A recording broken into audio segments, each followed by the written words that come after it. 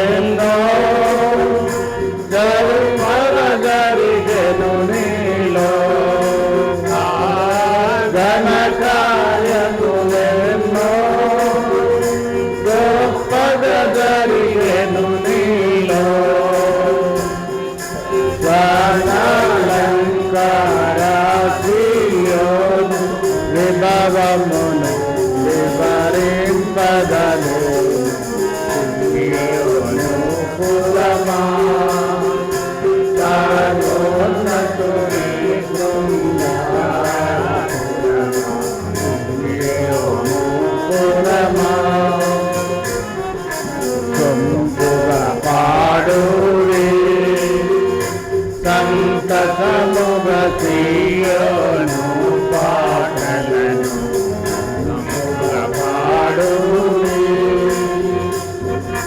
యేసునకే మహిమా బాసురముగా చెల్లించు.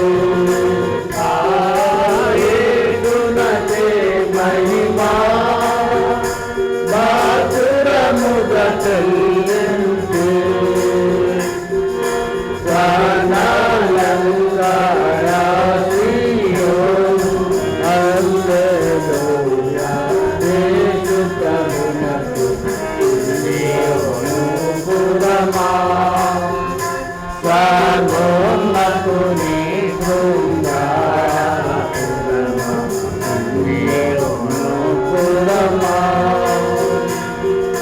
శాశ్వతముగా దైవా సంకల్పం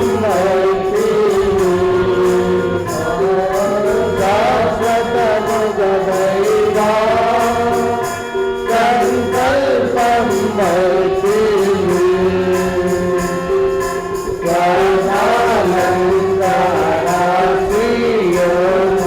సతతము అనుభవ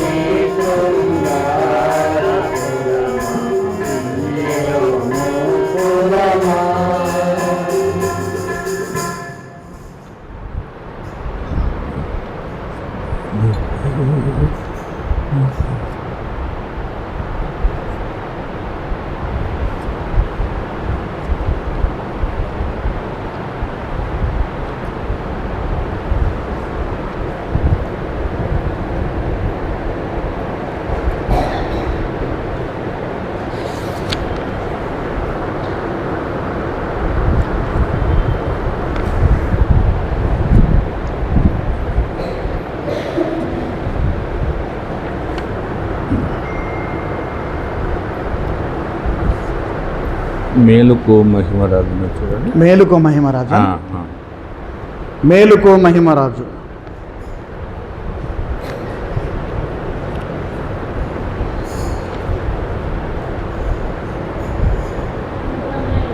అమ్మా పాట సంఖ్య 308.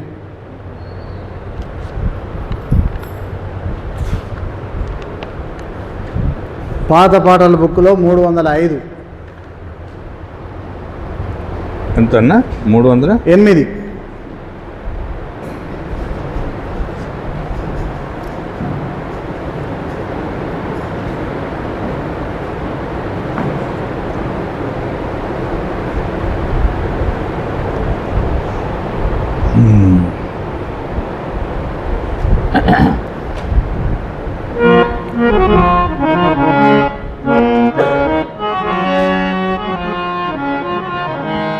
మేలుకో మహిమరాజు వేగమే తనయున్నాడు. మేలుకో మహిమరాజు వేగమే తనయున్నాడు. పరములో బూరాలుతో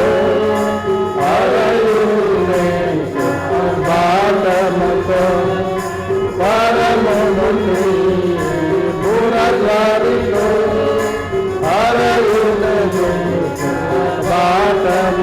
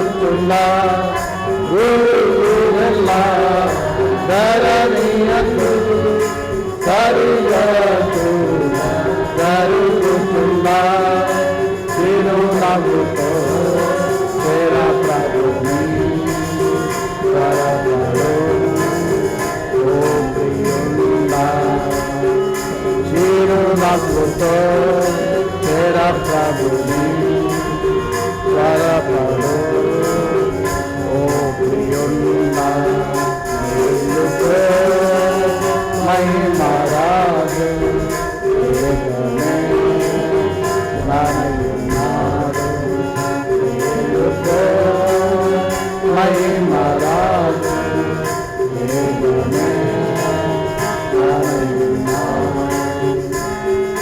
క్రీస్తునందు మృతులెల్లరూ కడబోరాగని క్రీస్తునందు మృతులెల్లరూ కడబోరాగని క్రీస్తు వలె తిరిగి లేకువా నీవు ప్రియుడా క్రీస్తువలె తిరిగి లేకువా నీవు ప్రియుడా ఎందుకే మహిమరాజు వేగమే నాయున్నాడు ఎందుకే మహిమరాజు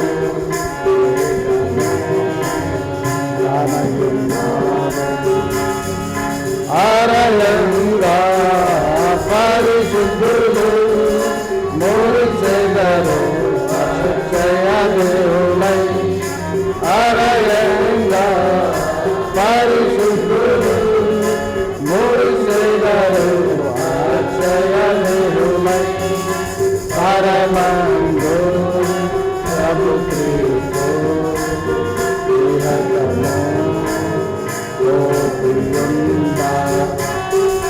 పరమందు ప్రభు క్రీస్తు నిరతము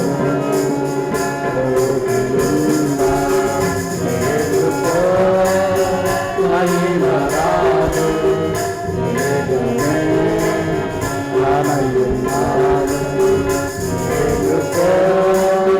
మహిమరాజు వేగమే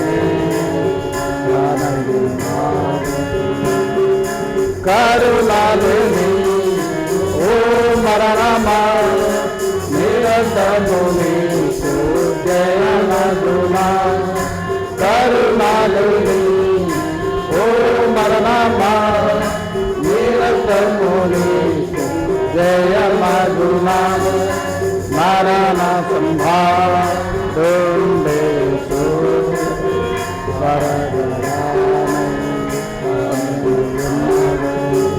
మరణ సంహారుండేషు వరదరానై ఎందుకో మహిమరాజు వేగమే ఎందుకో మహిమరాజు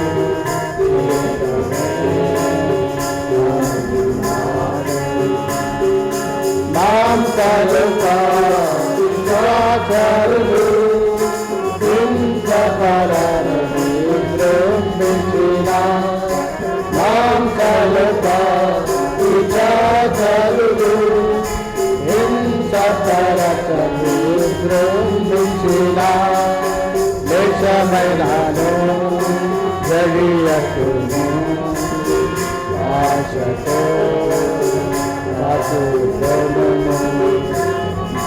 దేశమైనాను జగియకును ఆశతో ఎందుకో మహిమరాజు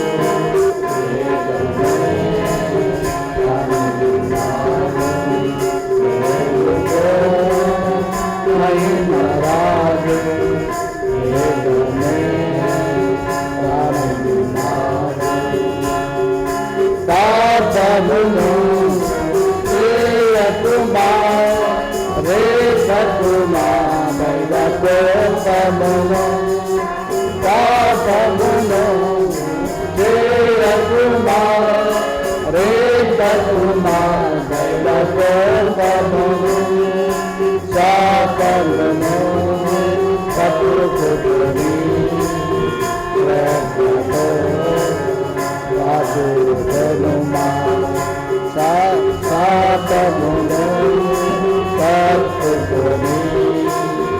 శ్రద్ధతో కాచుకొనుమా.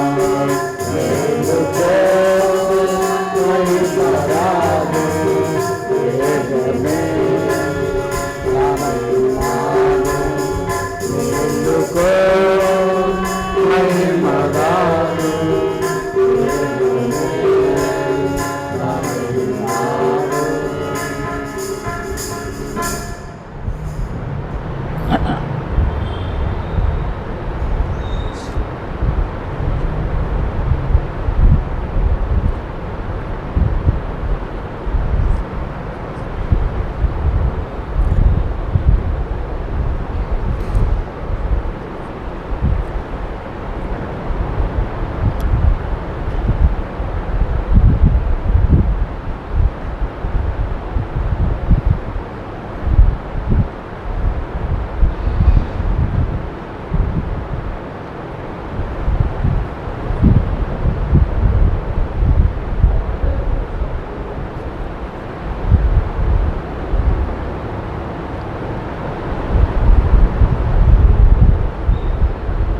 795 బైబిల్ పల్లవి.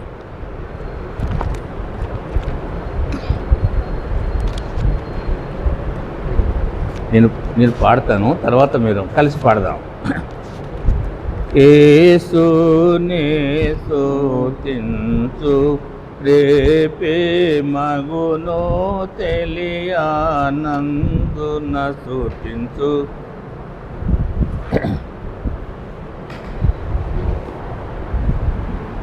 యేసునే స్తుతించు రేపే మగునో తెలియనందున స్తుతించు. వచ్చెనేసు స్వర్గము నుండి ముక్తి సందేశము దేశేనేసు. వచ్చెనేసు స్వర్గము నుండి ముక్తి సందేశము దేశేనేసు. లేచి మారు మనసు నందు, లేచి మారు మనసు నందు, రక్షణనందు స్తుతించు. యేసునే స్తుతించు. యేసు రమ్మనుచున్నడు పాపీరా.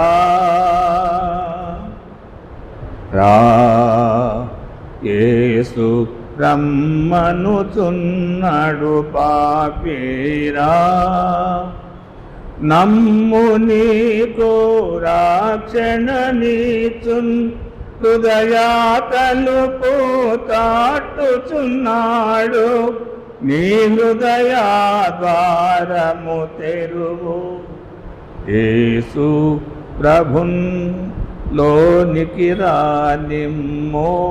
స్తుతించు యేసునే స్తుతించు. రేపే మగునో తెలియనందున స్తుతించు. యేసునే స్తుతించు. కష్టమే కదా? కష్టమే, కష్టమే. మళ్ళీ ఎప్పుడన్నా ప్రాక్టీస్ చేద్దాం. పఠింప శ్రేష్ఠ గ్రంథము బైబిల్, పఠింప శ్రేష్ఠ గ్రంథము బైబిల్. అనుదినం పఠించిన ప్రేమతోడ నడుపును. ఓ పఠింప శ్రేష్ఠ గ్రంథము Bible. The best to read is the Bible. The best book to read is the Bible. If you read it every day, if you help you all the way, oh, the best book to read is the Bible. दुनिया में सबसे प्यारे पुस्तक Bible, दुनिया में सबसे प्यारे पुस्तक बाइबल. पढ़े जरूर करो, सामने करता कोई ना हो. ओ दुनिया में सत्य न्याय पुस्तकारिणी।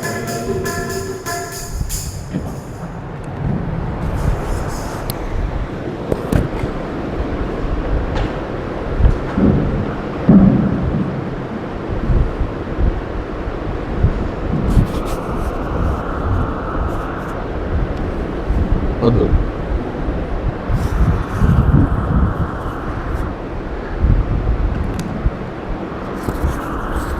రాజమండ్రి దగ్గర నుండి మా పెద్ద అల్లుడు గారు వచ్చిండ్రు. వారు వర్తమానం ఇస్తారు. పెద్ద ఆయన మోయస్, చిన్న ఆయన ఫిలోమోన్. కనుక మరి మన మధ్యలో ఉన్నారు. ఆయన వాళ్ళ సేవకులేను. మా కూతురు కూడా రేపు స్త్రీల కూడికలో వాడబడుతుంది. ఇప్పుడు బ్రదరు మోయస్ గారు పరిచయం వాడబడతారు. రండి.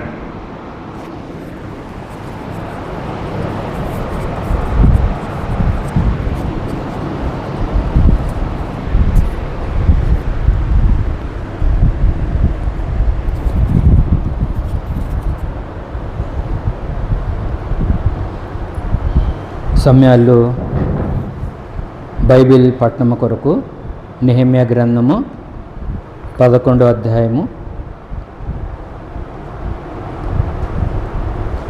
నెహెమ్యా గ్రంథము 11వ అధ్యాయము మొదటి 2 వచనాలు మనము కలిసి చదువుతాం. నెహెమ్యా గ్రంథం 11వ అధ్యాయము మొదటి 2 వచనాలు కలిసి చదువుతాం. 410 పేజీ నెంబరు పాత నిబంధనలో 410.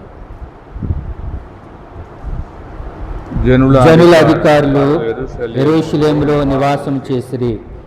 మిగిలిన జనులు పరిశుద్ధ పట్టణముగు యెరూషలేమునందు 10 మందిలో ఒకడు నివసించినట్లును, మిగిలిన 90 వేరు పట్టణములలో నివసించినట్లును చీట్లు వేసిరి.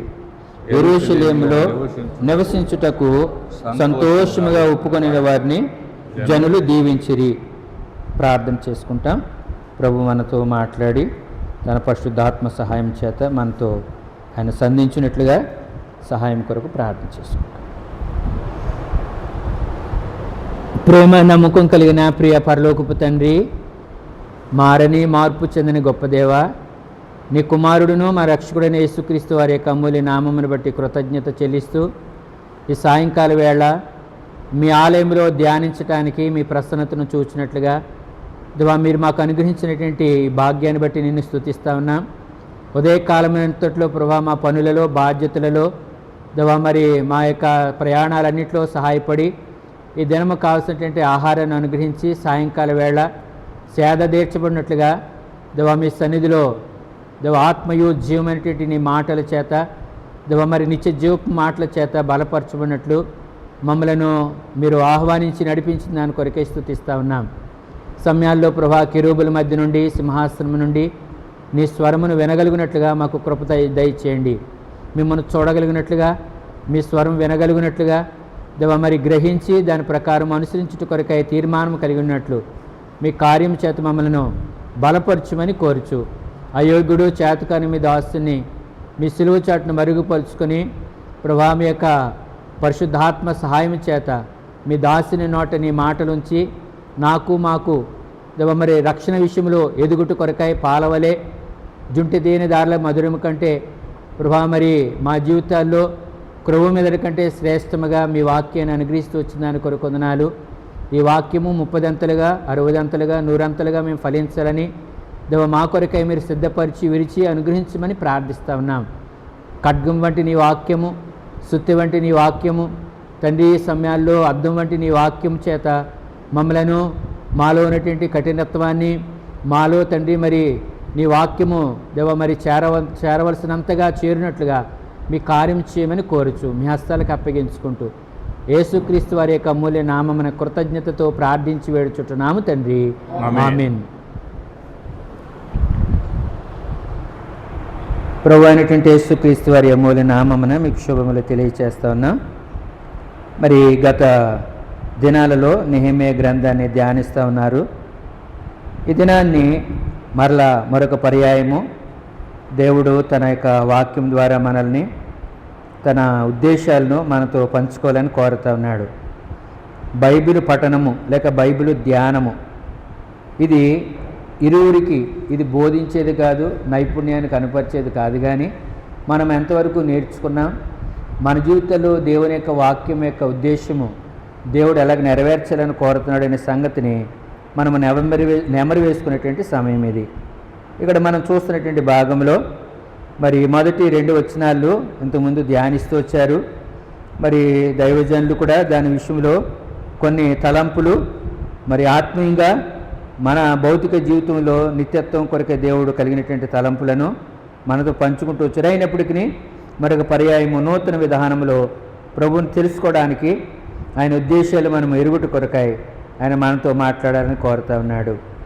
చదవబడినటువంటి 11వ అధ్యాయం 1వ వచనంలో జనుల అధికారులు యెరూషలేములో నివాసము చేసిరి. ఎవరు నివాసం చేస్తూ ఉన్నారంట? జనుల అధికారులు. ఎక్కడ నివసిస్తూ ఉన్నారు? యెరూషలేములో. కాబట్టి అంటే ఇప్పుడు వారు నివసిస్తున్నారు అనే మాట వ్రాయబడిందంటే అంతకుముందు వారు ఏం చేస్తున్నట్టు?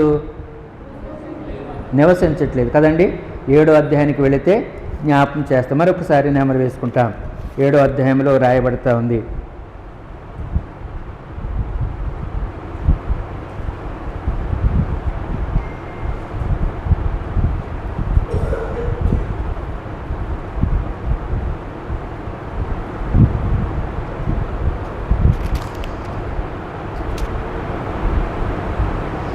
నాలుగవ వచనము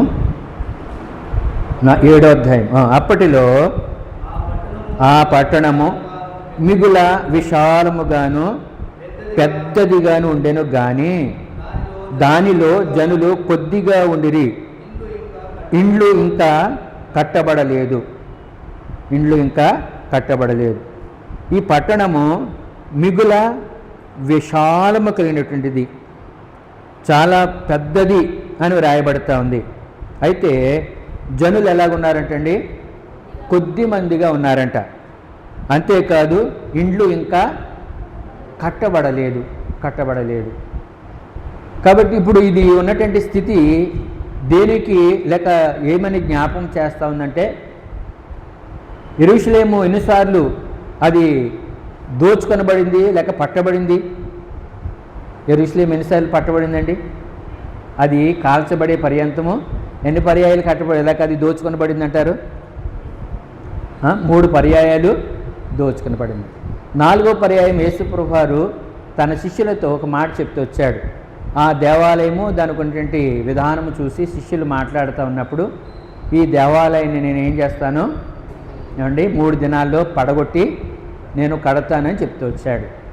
కాబట్టి ఇక్కడ మనం చూస్తూ ఉన్నాం, జనుల అధికారులు వారి జీవితాల్లో లేక ఇక్కడ యెరూషలేము కాల్చబడింది, పడద్రోయబడింది, నివాసము లేనటువంటి స్థితిలో ఉన్నటువంటి సమయాలలో ఈ యొక్క బబులోను సామ్రాజ్యము దీనిని కొల్లబెట్టినటువంటి సమయాలలో ఎజ్రా, నెహెమ్యా, ఎస్తేరు ఈ గ్రంథాలలో ఉన్నటువంటి భక్తులు, దానియేలు ఆయన కూడా ఈ చెరలోనికి తీసుకురాబడినటువంటి వారే. వీరి జీవితాల్లో దేవుని ఉద్దేశాలు, దేవుని యొక్క ప్రణాళిక, దేవుని ఆలోచన ఎరిగినటువంటి వారు ఉంటా ఉన్నారు. వారు చెరలోకి వెళ్ళకపోవడం వారు ఏం చేస్తూ వచ్చారంట? ఇశ్రాయేలు ప్రజలు దేవునికి, దేవుని ఆజ్ఞలకు ఏమవుతూ వచ్చారు? అవిధేయులవుతూ వచ్చారు. కాబట్టే దేవుడు ఆ యొక్క యెరూషలేమును పాడుదిబ్బగా చేస్తానని చెప్తూ వచ్చాడు. ఏం చేస్తానన్నాడండి? పాడుదిబ్బగా చేస్తానని చెప్తూ వచ్చాడు. ఆ సందర్భాలలో యెరూషలేము నుండి వారు బబులోను దేశానికి, అష్షూరు దేశానికి చెరగా వెళ్ళినటువంటి వారు దేవుని యొక్క ధర్మశాస్త్రాన్ని పరిశీలించిన తర్వాత దానియేలు దినాలలో తిరిగి దేవుని వాగ్దానము జ్ఞాపకం చేయబడుతున్న సందర్భాలలో ఆ వాగ్దానమును చేబూని దేవుని పని ప్రారంభించబడుతూ వచ్చింది. దానియేలు గ్రంథానికి వెళతాం. ఒక మాట మనం చూద్దాం. దానియేలు గ్రంథము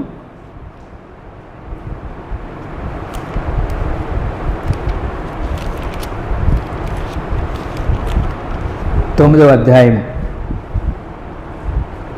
మొదటి 2 వచనాలు. దానియేలు గ్రంథం. మాదీయుడగు అహష్వేరోషు యొక్క కుమారుడైన దర్యావేషు కల్దీల పైన రాజాయను. అతని ఏలుబడిలో మొదటి సంవత్సరమందు దానియేలును నేను యెహోవా తన ప్రవక్తయగు ఇర్మియాకు సెలవిచ్చి తెలియచేసినట్టు యెరూషలేము పాడుగా ఉండవలసిన 70 సంవత్సరములు సంపూర్తి ఎగుచున్నవని గ్రంథము వలన. కాబట్టి దానియేలు దేవుని గ్రంథాన్ని ధ్యానిస్తూ ఉన్నాడు. కాబట్టి దానియేలు దేవునికి ఏది అయిష్టమైంది, ఏది చేయకూడదు అనేటువంటి వాటిని అవగాహన కలిగి ఉంటూ వచ్చాడు. కాబట్టి తనకు తీసుకురాబడుతున్న ఆహారము కానీ, పానీయము కానీ, ద్రాక్షారసము కానీ, అంతేకాదు తన స్నేహితులతో కూడా వారు దేనికి సాగిలపడకూడదు అనేటువంటి సంగతులు వారు ఎరుగుతూ వచ్చారు. కాబట్టి వారు చేసిన తప్పిదాలు, వారి పితరులు దేవునికి అవిధేయులవుట ద్వారా వారు ఏం చేయబడుతూ వచ్చారంటే దైవికమైన అధికారాన్ని కోల్పోతూ వచ్చారు. దేవుడు ఆదాముకి ఏదైనా తోటలో అధికారం ఇచ్చాడు, ఏలుడి అని చెప్తూ వచ్చాడు. ఏం చేశాడండి? ఏలుడు అని చెప్తూ వచ్చాడు. అయితే సాతాను చేత మోసగించబడి దేవుని సన్నిధిలో నుండి అతడు ఏం చేయబడ్డాడు? త్రోసివేయబడ్డాడు, వెలివేయబడ్డాడు, పంపించి వేయబడుతూ వచ్చాడు. ఇశ్రాయేలు ప్రజల యొక్క జీవితాలు కూడా అలాంటి సంగతే కలిగి ఉంటూ వచ్చారు. మనము కూడా దైవిక అధికారం నుండి, దైవికమైనటువంటి సంగతి నుండి మనము కూడా ఏం చేయబడుతూ వచ్చామంటే దూరముగా కోల్పోయినటువంటి వారు ఉంటూ వచ్చాం. దానికి ఒక ఉదాహరణ ఎవరంటే తప్పిపోయిన కుమారుడే. ఎవరో? తప్పిపోయిన కుమారుడు. ఆయనకి బుద్ధి వచ్చినప్పుడు అంటున్నాడు, తండ్రి ఏమండి, పరలోకానికి నీకు నేను విరోధముగా పాపము చేశాను, కాబట్టి నీ కుమారుడును అని అనిపించుకోవడానికి నేను యోగ్యుడను. తనకు అంతకుముందు ఏ యోగ్యత ఉంది? కుమారత్వం అనే అధికారం ఉంది. కుమారుడికి ఇంటిలో స్వేచ్ఛ ఉంది, అధికారం ఉంది కదండి. అయితే ఇప్పుడు సమస్త దూరదేశానికి వెళ్ళిపోయి సమస్తాన్ని ఏం చేసుకున్నాడు? పోగొట్టుకున్నాడు, సమస్తము పోగొట్టుకున్నాడు. కాబట్టి ఇంటికి వెలుపులు ఉంటూ వచ్చాడు, ఆకలికి చచ్చిపోతున్న స్థితిలో ఉంటూ వచ్చాడు. కాబట్టి మన జీవితంలో మనము కూడా ఏంటంటే మన పితరుడైన ఆదాము ద్వారా దైవిక అధికారాన్ని కోల్పోతూ వచ్చాం. కాబట్టి దేవునితో కలిగి ఉండేటువంటి ఆ సహవాసాన్ని, కుమారత్వాన్ని మనం కోల్పోతూ వచ్చాం. తిరిగి ఆ అధికారం ఇవ్వటానికి, ఆ యొక్క తిరిగి ఆ కృపను ఇవ్వటానికి దేవుడు ఇశ్రాయేలు ప్రజలకు కూడా ఎన్నో యోగ్యతలను, అర్హతలను ఇచ్చినటువంటి వాడికి చూస్తూ ఉన్నాం. దేవుని ఇంటిలో ఉండే అధికారాన్ని పోగొట్టుకోవడానికి కారణాలు కొన్ని ఉంటా వచ్చాయి. బైబిల్ గ్రంథంలో మనం చూస్తాం. చూడండి, సౌలు ఉన్నాడు, రాజు, ఇశ్రాయేలు ప్రజలకు మొదటి రాజు సౌలు. అతడు దేవుని మాటకు, దేవుని వాక్యానికి అవిధేయత చూపడం ద్వారా నేను రాజుగా ఉండటానికి ఏం చేశాను? నిన్ను త్రోసివేశాను, నీకంటే యోగ్యుడైనటువంటి వారిని నేను కనుగొన్నానని దేవుడు చెప్తూ వచ్చాడు. ఎందుకు త్రోసివేశాడు? సమూయేలు చెప్పాడు. ఏం చెప్పాడు?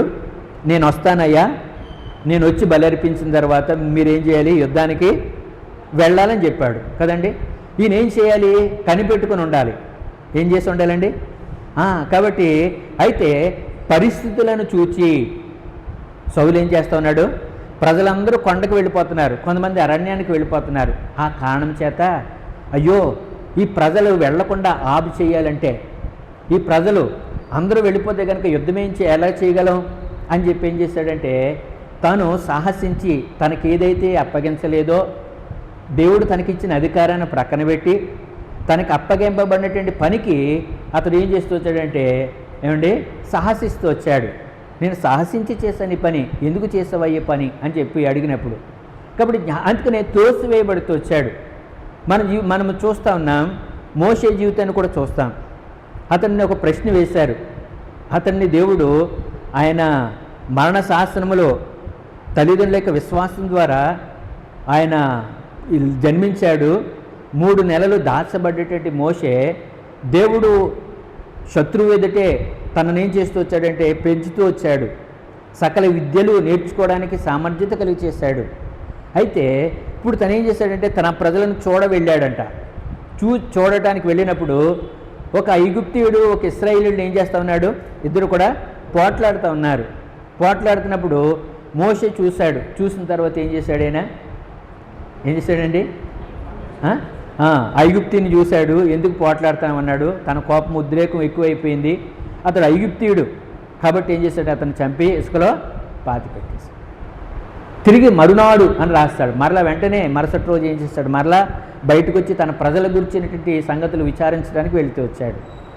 వెళ్ళినప్పుడు ఇప్పుడు ఇద్దరు సహోదరులే ఏం చేస్తూ ఉన్నారంట, పోట్లాడుతూ ఉన్నారు. ఇద్దరు కూడా హెబ్రీలే, వారు పోట్లాడుతూ ఉన్నారు. కాబట్టి పని విషయంలో ఒకడు సోమరివాడై ఉండొచ్చు, ఒకడు చురుకుగా ఏంటంటే రేపు కొంచెం విశ్రాంతి తీసుకుందాం, లేక పలానా పని చేసుకుందాం, ఈరోజు 100 ఇటుకలు తయారు చేస్తున్నాను కాబట్టి ఏంటంటే కొంచెం ఓపిక తెచ్చుకొని ఒక గంట ఎక్కువ పనిచేసి ఒక 20, 30 లేక ఒక 50 ఇటుకలు ఎక్కువ నేను తయారు చేసుకుంటాను అని చెప్పి తయారు చేసుకున్నాడు. మరొకడు ఉన్నాడు, సోమరు ఉన్నాడు. ఇతడు ఏం చేస్తూ ఉన్నాడంటే పని దొంగ. కాబట్టి ఇప్పుడు తను ఏం చేస్తూ వచ్చాడంటే అతడు విశ్రమించి లేక తాను బయటికి వెళ్ళిన తర్వాత తను పని చేయవలసిన దానికంటే తక్కువ చేశాడు. ఇప్పుడు తను పని కనపడాలి. రేపొద్దున్న అధికారి తనని ఏం చేస్తాడంటే శిక్షిస్తాడు లేక గద్దిస్తాడు, లెక్క అప్పచెప్పవలసినటువంటి వాడు. అయితే లెక్క అప్పచెప్పడానికి ఏం చేశాడంటే దొంగతనం చేసి ఉండొచ్చు. అంటే వాళ్ళిద్దరి మధ్య ఉన్నటువంటి పోట్లాట, వాళ్ళిద్దరి మధ్య ఉన్నటువంటి సంగతి చూస్తూ ఉన్నప్పుడు. కాబట్టి ఇప్పుడు అలాంటి పరిస్థితుల్లో అయ్యా మోషే చూశాడు. చూసిన తర్వాత ఏంటి సంగతి అని అంటే నేను కొంత నెమ్మది పొందడానికి లేక కొంత విశ్రాంతి పొందడానికి లేక కొంచెం పని ఒత్తిడి తగ్గించుకోవడానికి ఈరోజు ఎక్కువ చేస్తానయ్యా. అయితే దొంగిలించాడు. ఈ సమయంలో ఏం చేశాడంటే అడగటానికి వెళ్ళినప్పుడు తీర్పరిగాను అధికారినిగా నేను పెట్టినవాడు ఎవడని చెప్పి అడుగుతూ వచ్చాడు. కాబట్టి దైవికమైన అధికారాన్ని ఇశ్రాయేలు ప్రజలు కోల్పోతూ వచ్చారు. చూడండి, మనం చూస్తాం ఇర్మియా గ్రంథము 7వ అధ్యాయము 4వ వచనంలో చూస్తే, ఇర్మియా గ్రంథము 7వ అధ్యాయము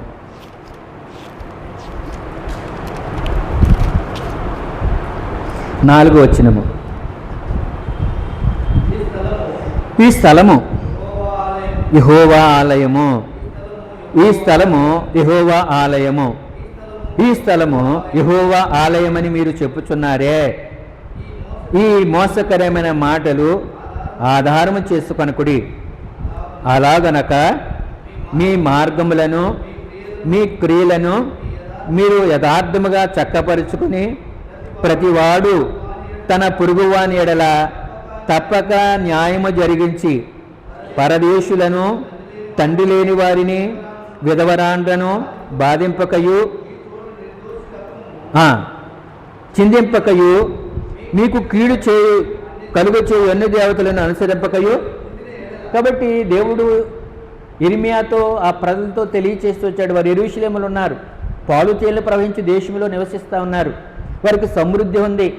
అయితే వారికి దేవుడు ఆజ్ఞలు, కట్టడలు, దైవికమైనటువంటి దేవుని సహవాసము, దేవుని సన్నిధి ఇచ్చాడు. అయితే వాటన్నిటిని విస్మరించారు. వారి యొక్క జీవితంలో ఏముందంటే ఇది దేవుని దేవాలయము, దేవాలయము, దేవాలయం అంటూ ఉన్నారు.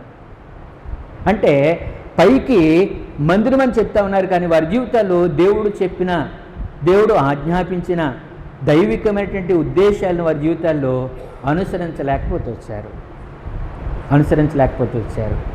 కాబట్టి అప్పుడు మోషే జీవితంలో చూస్తున్నాం, తృణీకరించబడ్డాడు. నిన్ను ఎవడు అధికారిగా చేసినవాడు అని అడుగుతూ వచ్చారు. అయితే మనం చూస్తాం 3వ అధ్యాయానికి వచ్చేటప్పటికి కాగా రమ్ము అని దేవుడు మోషేని ఏం చేస్తూ ఉన్నాడు, పిలుస్తూ ఉన్నాడు. పిలిచి అంటున్నాడు అప్పుడు ఫరో దగ్గరికి వెళ్ళటానికి. కాబట్టి నా ప్రజలైనటువంటి ఇశ్రాయేలీల వారిని ఐగుప్తులోంచి విడిపించటానికి రమ్ము, నేను నీకు తోడై ఉంటాను అని దేవుడు వాగ్దానం చేశాడు. దేవుడు పిలుస్తూ ఉన్నాడు, దేవుడు ఆహ్వానిస్తూ ఉన్నాడు, దేవుడు నియమిస్తూ ఉన్నాడు. మన జీవితాల్లో కూడా ఇశ్రాయేలు ప్రజల జీవితాల్లో వారు తప్పిపోతూ వచ్చినప్పుడు కాబట్టి దేవుడు తిరిగి వారికి ఒక అవకాశం ఇస్తూ వచ్చాడు.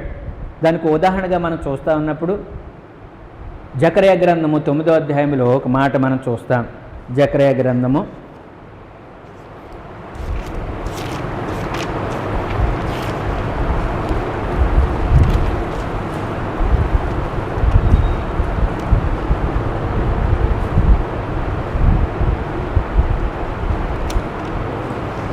క్షమించండి 3వ అధ్యాయము,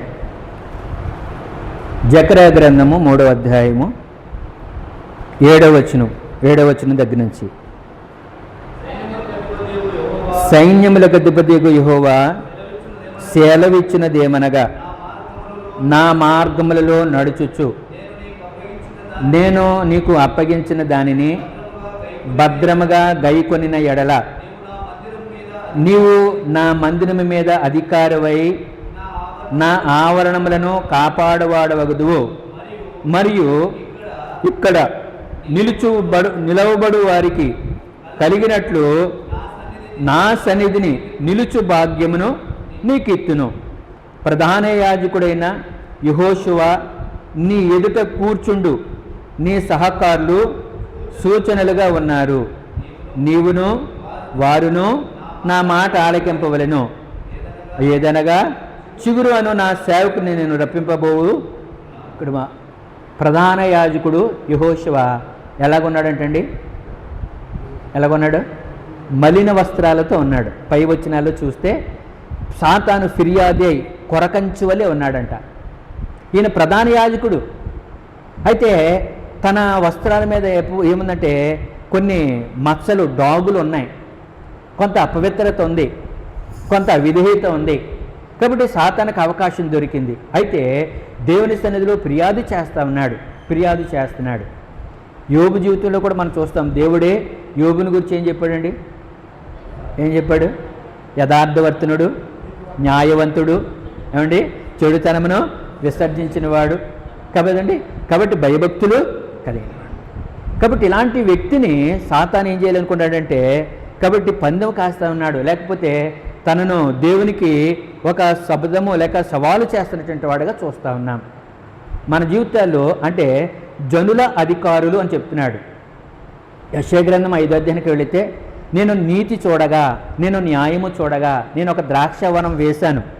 అయితే అది ఏం చేసిందంట? కారు ద్రాక్షలు కాసింది. కాబట్టి దాన్ని కంచి కొట్టివేస్తున్నాను. కాబట్టి నేను కోరుకున్నది జరగలేదు. ఈ దినాన్ని మన జీవితాల్లో కూడా దేవుడు నీకు నాకు కోల్పోయిన, ఆదాము ద్వారా కోల్పోయిన అధికారాన్ని యేసు క్రీస్తు ప్రభువారిలో ఆయన మనకు అనుగ్రహిస్తూ వచ్చాడు. దేవునింటిలో నివసించటానికి, దేవునింటిలో కుమారత్వము కలిగి ఉండటానికి, ఆయనను విశ్వాసంతో అంగీకరించడానికి ఆయన తన కృపను అనుగ్రహించినటువంటి వాడుగా చూస్తూ ఉన్నాం. వాక్యానుసారమైనటువంటి జీవితాన్ని మనం కలిగి వాక్య ప్రకారం మనం జీవించినప్పుడు దేవునింటిలో నిలిచే భాగ్యము.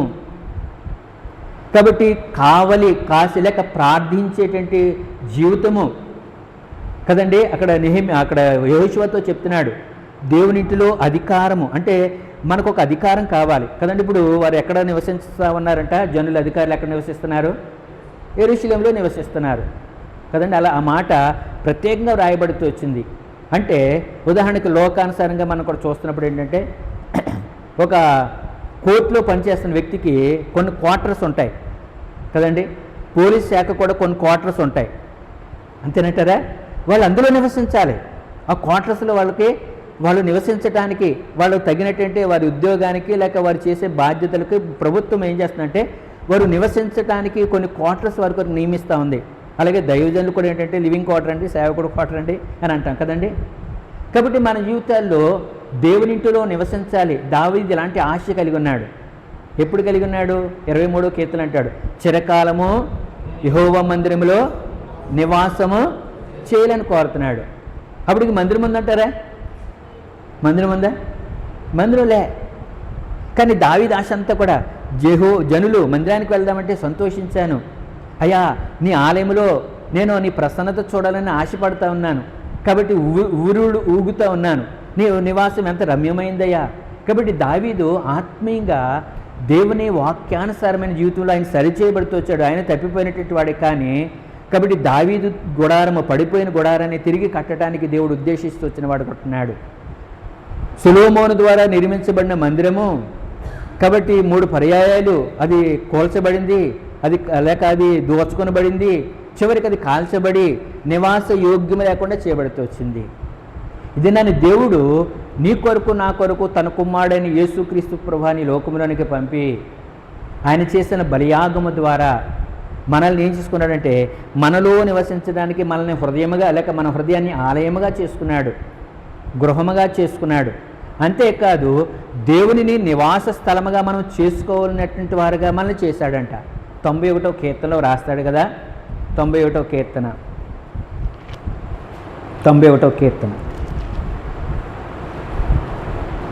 9వ వచనం, 91వ కీర్తన 9వ వచనము. యెహోవా నీవే నా ఆశ్రయమని, నీవు మహోన్నతుడైన దేవునిని నీకు నివాస స్థలముగా. ఇక్కడ ఈ 91వ కీర్తన అంతా కూడా వేటగాడు సాతానుడు మనల్ని దైవిక అధికారం నుండి, దైవిక సహవాసం నుండి, ప్రార్థనా జీవితం నుండి, వాక్యాన్ని అనుసరించే జీవితం నుండి దేవుడిచ్చినటువంటి అధికారాన్ని పోగొట్టడానికి కాబట్టి తరుముతా ఉన్నాడు. కాబట్టి చీకటిలో మధ్యాహ్నమందు ఏమండి, కాబట్టి అంతేకాదు రాత్రి వేళ, అంతేకాదు 10,000 మంది కూలేటువంటి పరిస్థితులు కలుగు చేస్తూ వచ్చిన సందర్భం మనము చూడగలుగుతా ఉన్నాం. ఇది నాన్ని దేవుని ఇంటిలో అధికారిగా ఉండటానికి మనం ఏం చేయాలంటే పరిశుద్ధమైన వాక్యానుసారమైన దైవికమైన దేవుని ఉద్దేశాల ప్రకారం జీవించాలి. ఇర్మియా గ్రంథము 15వ అధ్యాయంలో కూడా రాస్తాడు కదా. ఇర్మియా గ్రంథము 15వ అధ్యాయము 19వ వచనం నుండి. కాబట్టి యెహోవా ఇలాగు సెలవిచ్చెను, నీవు నా తట్టు తిరిగిన ఎడల నీవు నా సన్నిధిని నిలిచినట్లు నేను నిన్ను తిరిగి రప్పింతును. ఏవి నీచములో ఏవి ఘనములో నీవు గుర్తుపట్టిన ఎడల నీవు నా నోటి వలె ఉందువు. వారు నీ తట్టు తిరగవలను గాని నీవు వారి తట్టు తిరగకూడదు. అప్పుడు నిన్ను ఈ ప్రజలకు పడగొట్టజాలని ఇత్తడి ప్రాకారముగా నేను నియమించదను. నిన్ను రక్షించుటకును నిన్ను విడిపించుటకును నేను నీకు తోడై ఉందును గనుక వారు నీ మీద యుద్ధము చేదురు గాని నిన్ను జయింపకపోయిందురని యెహోవా. ఇది నాన్ని మన జీవితాల్లో పవిత్రత ఏంటో అపవిత్రత ఏమిటో, ఏది ఘనమో ఏది నీచమో మనం ఎరగవలసినటువంటి వారు ఉంటా ఉన్నాం. కాబట్టి దాంట్లో భేదాన్ని మనం కనుగొనవలసినటువంటి వారు ఉంటా ఉన్నాం. దేవుని సన్నిధిలో నిలిచేటువంటి ఆధిక్యత అధికారము యేసుక్రీస్తు ప్రభువారి ద్వారా కదండి. హెబ్రీయులకు రాసిన పత్రిక 5వ అధ్యాయంలో రాస్తాడు కదా, మనము ఈ అధికారాన్ని తెచ్చుకున్నటువంటి వారం కాము. హెబ్రీయులకు రాసిన పత్రిక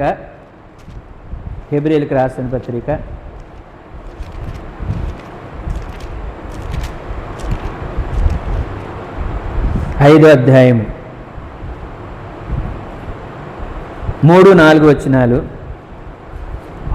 5వ వచనం, ఆ హేతువు చేత ప్రజల కొరకు ఎలాగో అలాగే తన కొరకును పాపముల నిమిత్తము అర్పణము చేయవలసిన వాడై ఉన్నాడు. మరియు ఎవడునో ఈ ఘనత తనకు తానే వహించుకొనడు గాని అహరోను పిలువబడినట్టుగా దేవుని చేత పిలువబడిన వాడై ఈ ఘనత పొందును. అటువలే క్రీస్తు కూడా ప్రధాన యాజకుడగుటకు తన్ను తానే మహిమపరుచుకొని లేదు, కానీ నీవు నా కుమారుడవు, నేను నేడు నిన్ను కనియున్నాను అని ఆయనతో చెప్పిన వాడే. ఇక్కడ మనం చూస్తున్నాం యాజకుని యొక్క విధానాన్ని చూస్తూ ఉన్నాం. కాబట్టి తన కొరకు ప్రజల కొరకు అర్పణ అర్పించాలి. కాబట్టి అధికారము ఎవరిచ్చారండి? నీకు నాకు దేవుడు అధికారం ఇచ్చాడు, ప్రార్థించే అధికారం. దేవుని ఇంటిలో రక్షించుకున్న తర్వాత ప్రార్థన. కాబట్టి మన కొరకు, సంఘము కొరకు, రక్షణ లేని వారి కొరకు ఇది సామాన్యంగా ఏదో అలవాటుగానో లేక ఏదో చిరాకుగా ఉండేది కాదు. ప్రార్థన అంటే అందరికీ నిర్లక్ష్యం, అందరికీ ప్రార్థన అంటే అది తేలిక. అమ్మో అంత సమయమా, అయ్యో ప్రార్థన అని అనుకుంటాం. కానీ అది అధికారంతో కూడినటువంటిది. చూడండి, ఎప్పుడైతే దేవుడు నిన్ను నన్ను నియమించాడో మోషే అంటాడు, అయ్యా నేను ఎపాటి వాడిని, కాబట్టి నేను ఎంతటి వాడిని అయ్యా, నేను వెళ్ళి విడిపించడానికి అన్నాడు. ఎందుకంటే మోషే ఫరో బలం చూసి లేక అధికారం యొక్క శక్తి తెలుసు మోషేకి. ఎందుకంటే ఐగుప్తు యొక్క సకల విద్యలు నేర్చుకున్నవాడు, ఫరో ఇంటిలో బ్రతికినటువంటి వాడు. అక్కడ ఉండే శాసనాలు, అక్కడ ఉండేటువంటి నియమ నిబంధనలు, అక్కడ ఉండేటువంటి వారి యొక్క లేక చట్టాలలో ఉన్నటువంటి పరిస్థితులు అన్నీ కూడా ఎరిగిన వాడు. అందుకని అంటున్నాడు, నువ్వు ఆ ఫరో దగ్గరికి వెళ్ళాలి, నా ప్రజలను విడిపించాలంటే నేను ఎంతటి వాడినయ్యా అంటున్నాడు. అంటే ఫరో బలమును ఎరిగినటువంటి వాడు. అయితే నేను నీకు తోడై ఉంటానని దేవుడు ఎప్పుడైతే మాట్లాడుతూ ఉన్నాడో, దేవుడు మనకు తోడుగా ఉండేది ప్రార్థన ద్వారా. నేను ప్రార్థన ఎలాగుందట, ప్రార్థన దేవునికి మరొక పేరు ఏంటంటే ప్రార్థన. ప్రార్థన ఆలకించేవాడా సర్వశరీరులు నీ వద్దకు వస్తారు. ఆయన ఆలకించేవాడు. కాబట్టి మన జీవితాల్లో మోషే లేక ఫరో శక్తిని ఎరిగాడు, దాన్ని బట్టి భయపడుతున్నాడు. కానీ దానికి మించిన శక్తి ఎవరిదంటే దేవునిది. ఎవరిదండి? దేవునిది. కాబట్టి ఫరో లేక అతని దగ్గర ఉన్నటువంటి ఆ యొక్క లేక వాళ్ళు చేసేటువంటి ఆయా కార్యాలను మనం చూస్తూ ఉన్నప్పుడు లేక మంత్రజ్ఞులు వాళ్ళు కొన్ని కార్యాలు చేయగలిగారు, కానీ అన్నీ చేయలేకపోయారు.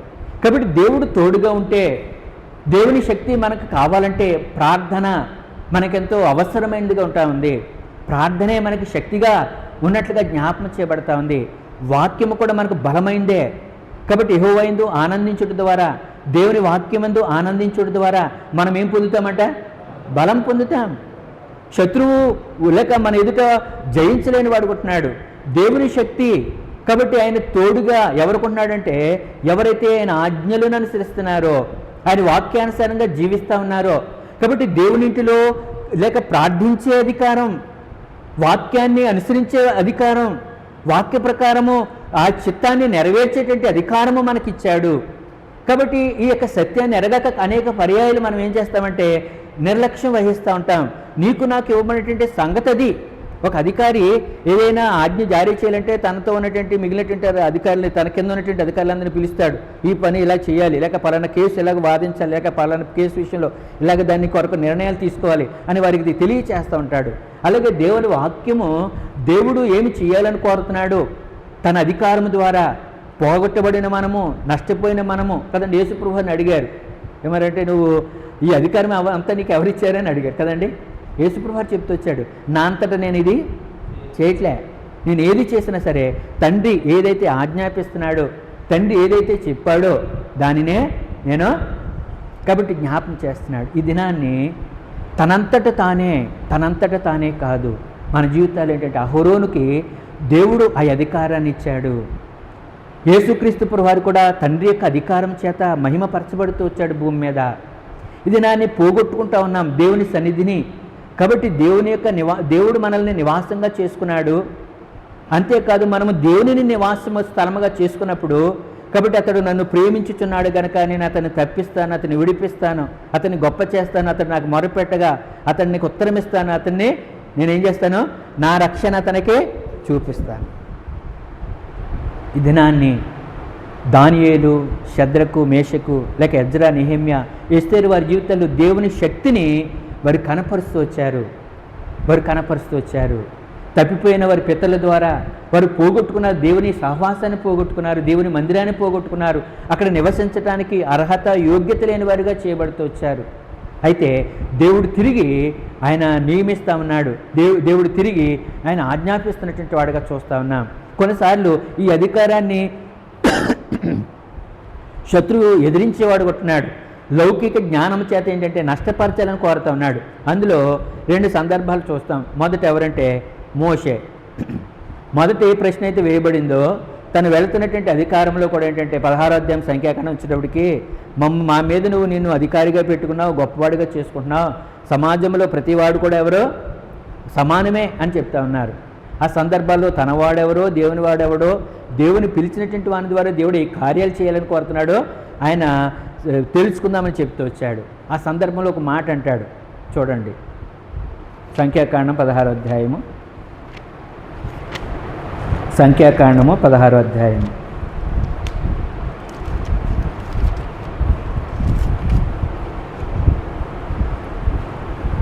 15వ వచనం. అందుకు మోషే మిక్కిలి కోపించి నీవు వారి నైవేద్యమును లక్ష్య పెట్టకము, ఒక్క గాడిదైనను వారి యొద్ద నేను తీసుకొనలేదు, వారిలో ఎవనికి నేను హాని చేయలేదని. కాబట్టి దేవుడిచ్చిన అధికారము ద్వారా 6 లక్షల మందిని ఐగుప్తులో నుండి, ఫరో యొక్క బలమైన చేతి క్రింద నుండి, వారి యొక్క బలమైనటువంటి రథముల యొక్క పరిస్థితుల నుండి విడిపించడానికి దేవుని శక్తి అతనికి అవసరమవుతూ వచ్చింది. ఎర్ర సముద్రము పాయలుగా చేయబడటానికి, యోర్దాను రాశిగా నిలవబడటానికి, కాబట్టి సీహోను ఓగనే రాజులు జయించటానికి, అంతేకాదు అరణ్యములో పోషించబడటానికి, ఆకాశం నుండి మన్నా, బండ నుండి సమృద్ధి అయినటువంటి నీరు త్రాగటానికి, కాబట్టి అనావృష్టి కలిగి మనుష్య సంచారము లేని, కాబట్టి విష సర్పాలతో కూడినటువంటి ఆ ప్రాంతంలో వారిని నడిపించటానికి దేవుని సహాయం మాత్రమే, దేవుడు మాత్రమే పోషించగలడు. దేవుడు తోడే ఉంటేనే గమ్యస్థానం చేరగలమని మోషే విశ్వసిస్తూ వచ్చినటువంటి వాడిగా చూస్తున్నాం.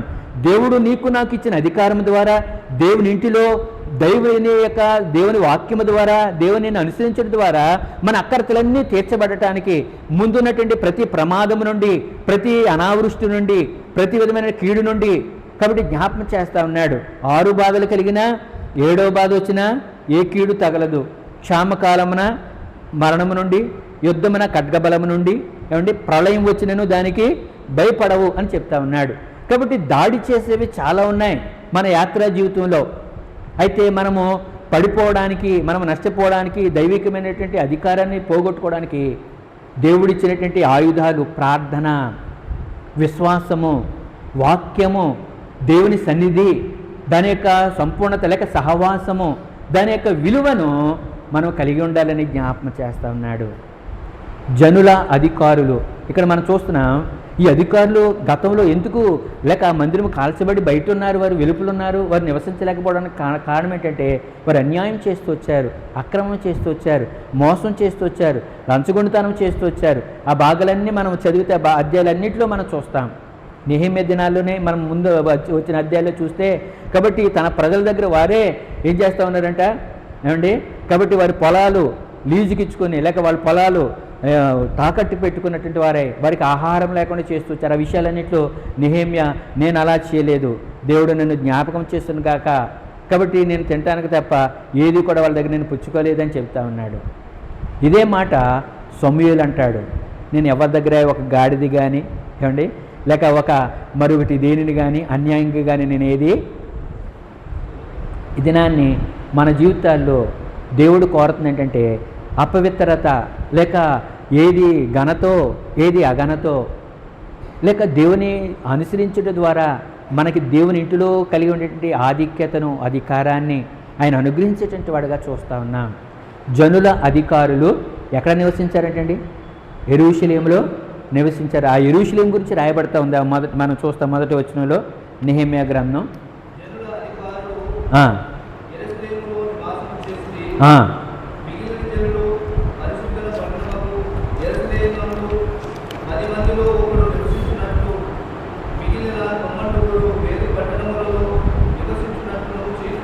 చాలండి.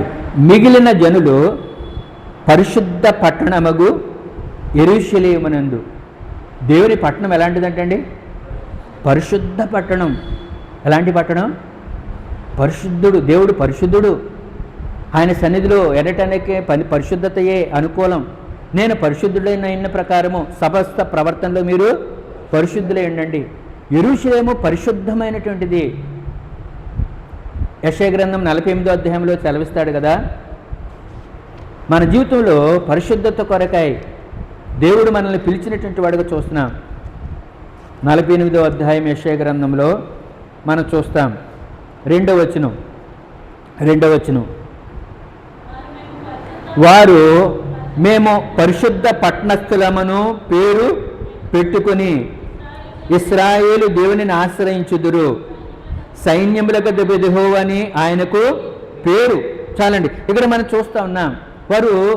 వారు చెప్పుతున్నటువంటి సందర్భం ఏంటంటే మేము ఏ పట్టణానికి చెందినవారు ఏమండి, ఏ స్థలానికి చెందినవారు?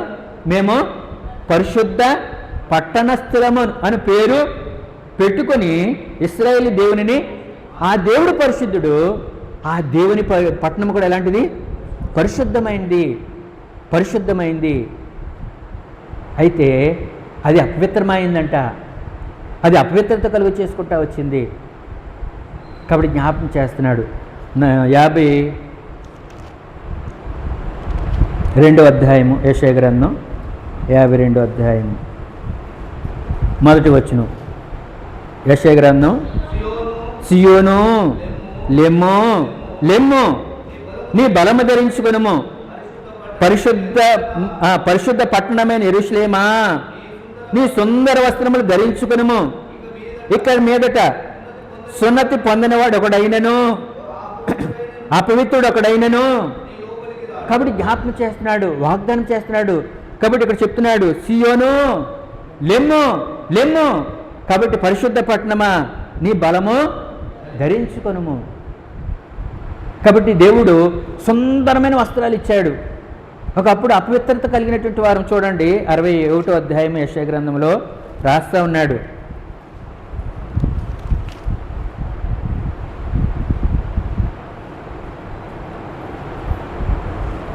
అధ్యాయంలో మనం చూస్తూ ఉన్నాం. వీళ్ళు ఈ నెహెమ్యా దినాలలో లేక అక్కడ ఉన్నటువంటి ముందు దినాల్లో వారి జీవితం ఎలాగుందంటే 3వ వచనం మొదట,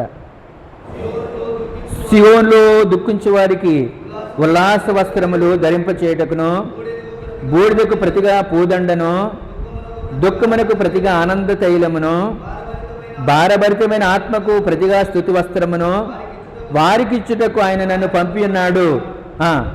యెహోవా తన్ని మహిమపరుచుకున్నట్లు నీతి అను మస్తకి వృక్షములనియు, యెహోవా నాటిన చెట్లనియు వారికి పేరు. కాబట్టి వీరి జీవితంలో దుఃఖం ఉంది, భారం ఉంది. అదే సమయాల్లో అయ్యో ఈ పట్టణం ఎలాగ కాలిపోయింది. ఎలా నెహెమ్యా మొదటి అధ్యాయం అంతా చూస్తూ ఉన్నప్పుడు ఆ పట్టణాన్ని గురించిన సందర్భము వినగానే ఏం చేశాడంటండి, ఉపవాసం ఉన్నాడంట. కాబట్టి తన యొక్క తలను పెరికి వేసుకుంటూ వచ్చాడు, కన్నీళ్లు విడుస్తూ వచ్చాడు. అపవిత్రమైపోయినటువంటి వారి జీవితాల్లో లేక మన జీవితాల్లో దేవుడు నూతనమైనటువంటి ఇదే అధ్యాయము 11వ వచనం 10వ వచనంలో చెప్తా ఉన్నాడు. 10వ వచనంలో 61వ అధ్యాయము, శృంగారమైన పాగా ధరించుకునిన పెండ్లి కుమార్తె రీతిగాను, ఆభరణములతో అలంకరించుకునిన పెండ్లి కుమార్తె రీతిగాను ఆయన రక్షణ వస్త్రములు నాకు ధరింపచేస్తున్నాడు, నీతి అను పైబట్ట నాకు ధరింపచేస్తున్నాడు. కాగా యెహోవాను బట్టి మహానందముతో నేను ఆనందించుచున్నాను, నా దేవుని బట్టి నా ఆత్మ. కాబట్టి జ్ఞాపకం చేస్తున్నాడు, రక్షణ అనే వస్త్రం ఇవ్వటం మాత్రమే కదా, నీతి అనే పైబట్ట. నీతి అంటే ఏంటంటే మనము యేసుక్రీస్తు ప్రభువారు మన కొరకు ఏదైతే ఆయన అనుసరిస్తూ వచ్చాడో, మనల్ని అనుసరింప చేయమని చెప్తూ వచ్చాడో ఆ వాక్యానుసారమైన జీవితమే. కాబట్టి నీతి విధి నెరవేర్చబడాలి. యోహాన్ అంటాడు, నువ్వు పెద్దవాడవయ్యా, నేను చాలా తక్కువ వాడిని, నాతో నువ్వు బాప్తిసం పొందటమా అని ప్రశ్నిస్తున్నాడు. తన సైగలతో లేక తన హావభావాలతో అంటున్నాడు. అయ్యాయా మీరేంటి, మీకు ఇవ్వటం ఏంటి, నేను ఇవ్వటం ఏంటి అంటున్నట్టుగా ఆయన తన భావాలన్నింటినీ వ్యక్తపరుస్తూ ఉన్నప్పుడు యేసుప్రభువు చెప్తూ వచ్చాడు. ఏమన్నాడు, నీతి యావత్తు తండ్రి ఏమైతే ఆజ్ఞాపించాడో, దేని కొరకు పంపబడ్డాడో, తను పరిచారం చేయించుకోవడానికి రాలేదు కానీ అనేకుల ప్రాణ క్రయధనము కొరకు, విమోచన కొరకు పరిచారం చేయడానికి వచ్చాడని ఆయన చెప్తూ వచ్చాడు. కాబట్టి తండ్రి ఏమైతే చెప్పాడో దాన్ని నెరవేర్చాడు. నీతి అంటే ఏంటంటే వాక్యానుసారమైనటువంటి జీవితాన్ని మన జీవితాల్లో ఆ పైబట్టగా వాక్యము కనపడవలసిందిగా మన జీవితాల్లో మనల్ని చూసినప్పుడు రక్షించబడ్డా నిజమే, ఆ రక్షణ యొక్క లేక సంపూర్ణత దేని ద్వారా బయలుపరచబడుతుందంటే వాక్యానుసారమైన జీవితము. ఆ పైన షూట్ వేసుకున్నప్పుడు దానికి ఒక హోందాతనం వస్తుంది. కాబట్టి వాక్యాన్ని అనుసరించేటువంటి వాడుగా యేసుక్రీస్తు ప్రభువారు వాక్యాన్ని నెరవేర్చాడు. కాబట్టి సున్నైనను పొల్లైనను తప్పిపోయినటువంటి వాడుగా ఆయన తన జీవితంలో అక్షరాలను నెరవేర్చినటువంటి వాడుగా మనం చూస్తూ ఉన్నాం. కాబట్టి దినాన్ని దైవిక నీతి వాక్యానుసారమైనటువంటి జీవితాన్ని మన జీవితాల్లో, కాబట్టి ఆ వస్త్రాన్ని మనం పోగొట్టుకున్నాం, వాక్యాన్ని అనుసరించినటువంటి జీవితాన్ని జీవిస్తూ ఉన్నాం. వారు అంటున్నారు ఇది దేవుని మందిరమే. మరి కొన్ని పత్రిక చిన్న చిన్న ప్రవక్తల పుస్తకాల్లో రాస్తాడు. కాబట్టి ఇది బేతేలు, ఇది బేర్షెబా, రండి మీరు ఇక్కడ బలులు అర్పించండి. అర్పించి ఏం చేయాలంట, దేవునికి అవిధేయులుగా జీవించండి అంటాడు. చదువుదాము మాట. చిన్న ప్రవక్తల గ్రంథాల్లో మాట రాస్తాడు. ఏమంటున్నాడంటే, రండి బలి అర్పించండి. కానీ ఆ బలి ద్వారా దేవునికి అవిధేయతలో వారు జీవిస్తున్నట్టుగా వారి గురించి పలుకుతూ వచ్చినటువంటి వాడుగా చూస్తూ ఉన్నాం. వారు ఏంటంటే దేవాలయానికి వచ్చి వారు అర్పణ అర్పిస్తే చాలు అనుకుంటున్నారు. వారు దేవునికి ఏదో చేయాలనుకుంటున్నారు, కానీ వారి జీవితాల్లో దేవుని వాక్యాన్ని అనుసరించలేనటువంటి వారుగా ఉన్నట్లుగా మనం చూస్తూ ఉన్నాం.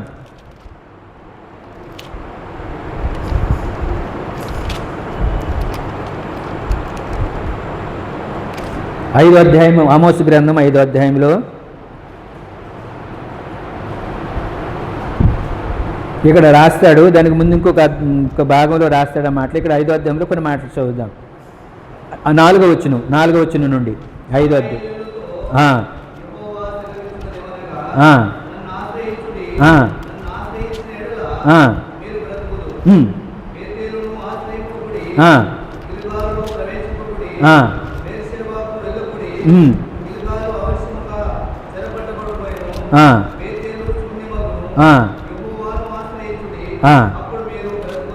కాబట్టి జ్ఞాపకం చేస్తున్నాడు. వారు అర్పణ తీసుకొస్తున్నారు, కానీ వారి జీవితం ఎలాగుందంటే అవిధేయతతో ఉంది, లేక వారు దేవునికి అవిధేయులుగా జీవిస్తూ ఉన్నారు.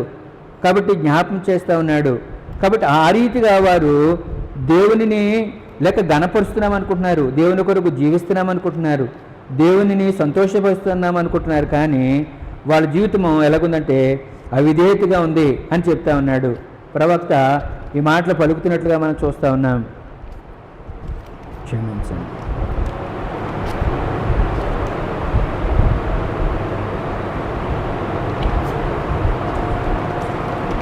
మర్చిపోయిన మాట అక్కడ చెప్తా ఉన్నాడు.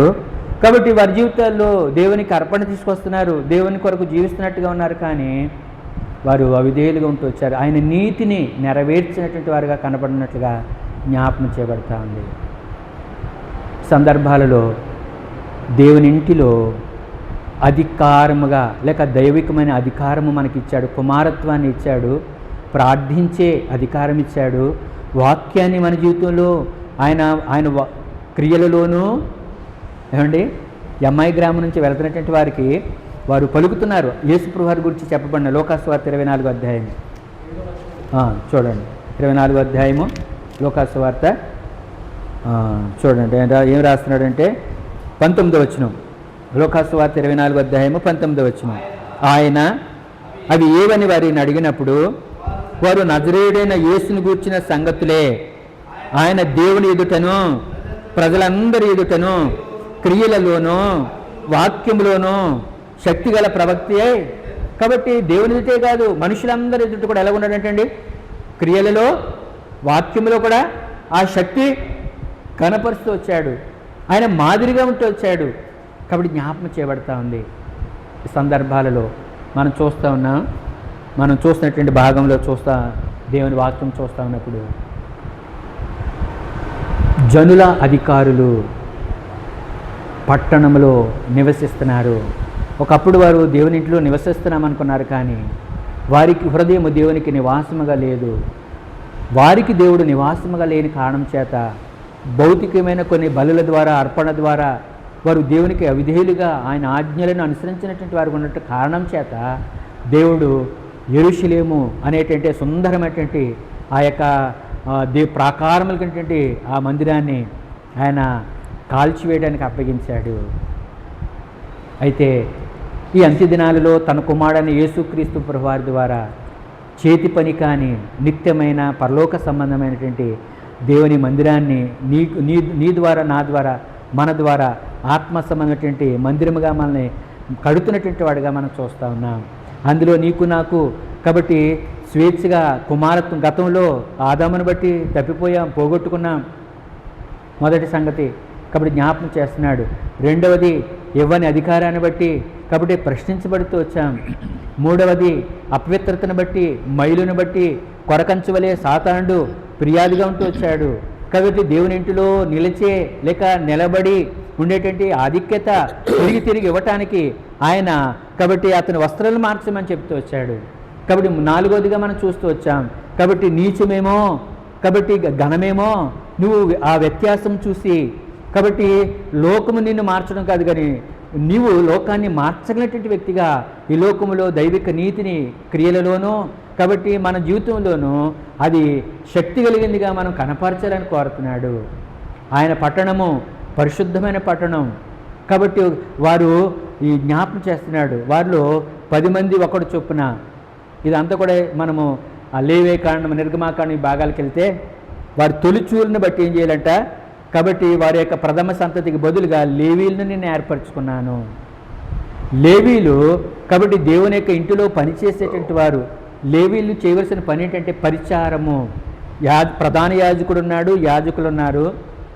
కాబట్టి ఈ లేవీలందరూ కూడా ఏం చేయబడాలంటే ఆ యాజకులకి వారు లేక వారి దగ్గరికి తీసుకురాబడిన ప్రతి అర్పణ కూడా వారు ఏం చేయాలంటే వధించి ఆ రక్తాన్ని తీసుకుని వెళ్ళి అతనికి ఇవ్వవలసినటువంటి వారు ఉన్నారు, దాని చర్మాన్ని వలవలసినటువంటి వారు ఉన్నారు. కాబట్టి దేవుని ఇంటిలో మనకి ఆయా స్థాయిలను బట్టి ఆయా స్థానాలను బట్టి దేవుడు ఏం చేస్తూ ఉన్నాడంటే పరిచర్యిస్తూ ఉన్నాడు. కాబట్టి మన పనిలో మనము దేవుని కొరకు నమ్మకంగా ఆయన ఇంటిలో పరిచర్య చేయటం అనేది, ఓడవటం అనేది, కడగటం అనేది, లేక ప్రతి చిన్నది కూడా ఎంతో భాగ్యమది. కాబట్టి జ్ఞాపకం చేస్తూ ఉన్నాడు. అలాగా దేవుడు లేవీలను ఎప్పుడైతే తమ తాము ప్రతిష్ఠించుకుంటూ వచ్చారో జనులు ఏం చేశారంటే దీవించారు. ఏం చేశారు? ఒక మాట చదువుకున్న తర్వాత ముగించుకుంటాం. యెషయా గ్రంథం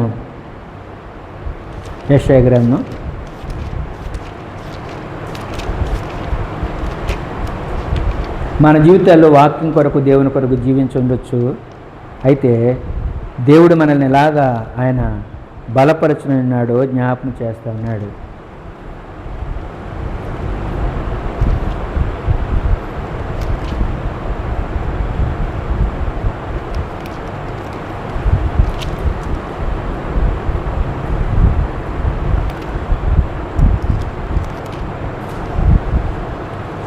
యెహోవా కాబట్టి వారిని ఆశీర్వదించాడు. కాబట్టి వారు నిందకు ప్రతిగా రెట్టింపు ఘనత.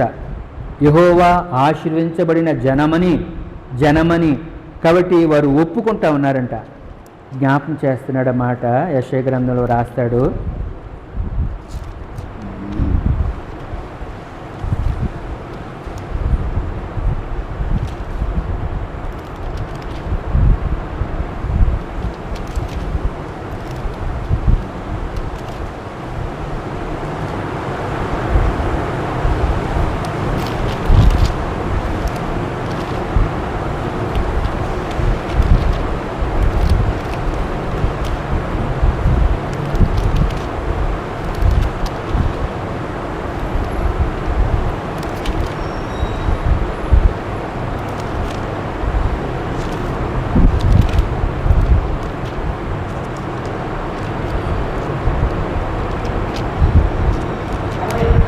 అరవై 66 అధ్యాయం కదా, 61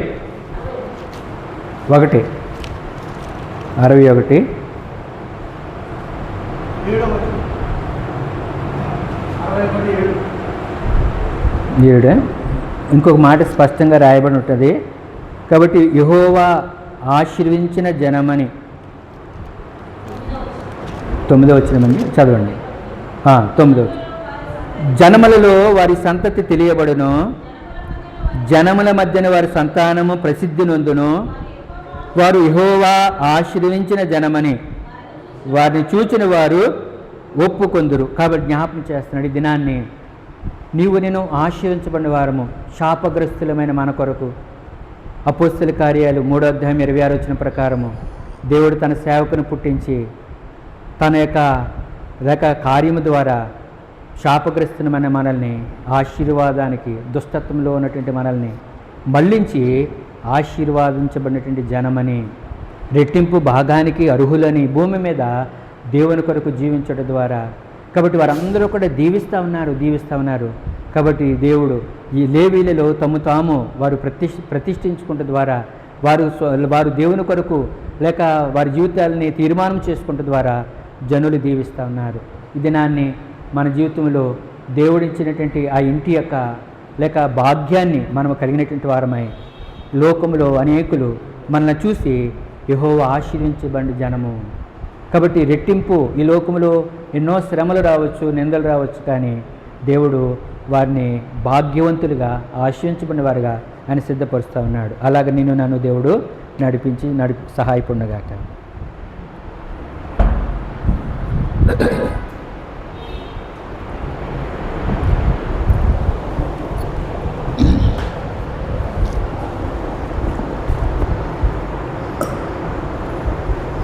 ప్రేమ కలిగిన మా పరలోకపు తండ్రి,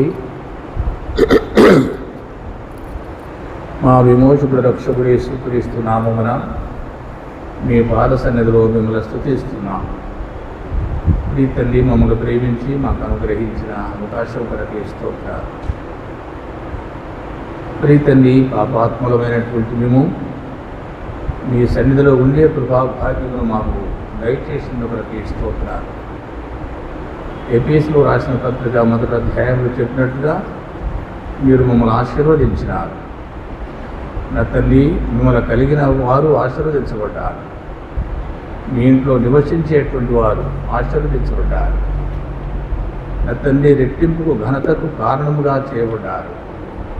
మీ సన్నిధిలో నిలవటానికి మేము యోగ్యులము కాకపోయినప్పటికీ అనాది కాలంలో మీరు ఏర్పాటు చేసిన ప్రకారంగా మీ సొంత సమయంలో మీరు మమ్మల్ని రక్షించుకొని మేమందరం మీ సన్నిధిలో ఉండటానికి కొరకై మాకు ఏర్పాటు చేసినటువంటి కృపను బట్టి మీకు స్తోత్రాలు. నా తల్లి, మీ కొరకు మీ ముందట నిలబడేటువంటి మీ ప్రజల కొరకు మీరు ఆనందమును అవమానమును లెక్క చేయకుండా ఉన్నారు. నా తండ్రి, మీరు మరణించి సమాధి చేయబడి తిరిగి లేచి సత్యాన్ని మాకు వినిపించి మమ్మల్ని రక్షించుకొని మమ్మల్ని నిర్దోషులుగా నిరపరాధులుగా మీ సన్నిధిలో నిలబెట్టుకొని మీరు ఆనందించే దేవుడు ఎందుకే స్తోత్రాలు. మా జీవిత కాలమంతా మిమ్మల్ని ఆనందింప చేయడం కొరకే కృప చూపండి, తోడుగా ఉండి కాపాడమని. ఇలాంటి భాగ్యం ఎవరు పొందలేదో వారిని జ్ఞాపకం చేసుకోండి, తోడుగా ఉండి. రేపు స్త్రీల కొడికలో మీ దాసరాలు తోడుగా ఉండమని యేసుక్రీస్తు నామమున ప్రార్థించి స్తుతించి అడిగి వేడుతున్నాం తండ్రి. తండ్రి అయిన దేవుని ప్రేమ, ప్రభు అయిన యేసుక్రీస్తు కృప, పరిశుద్ధాత్మ సహవాసము యుగములకు పూర్వం ఇప్పుడును సర్వయుగములకు ఇది మొదలుకొని సదాకాలము తోడైండును గాక. ఆమేన్.